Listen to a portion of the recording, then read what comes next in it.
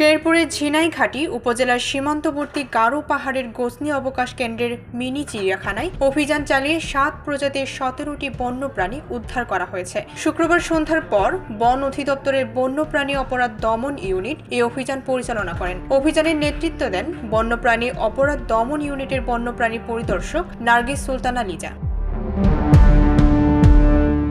Picnic স্পটটিতে দর্শনার্থীদের আকর্ষণ বাড়াতে বন্যপ্রাণী সংরক্ষণ ও নিরাপত্তা আইন লঙ্ঘন করে অনুমতি ছাড়া অবৈধভাবে সংগ্রহ ও প্রদর্শন করা হচ্ছে এমন তথ্যের ভিত্তিতে এই অভিযান চালানো হয়।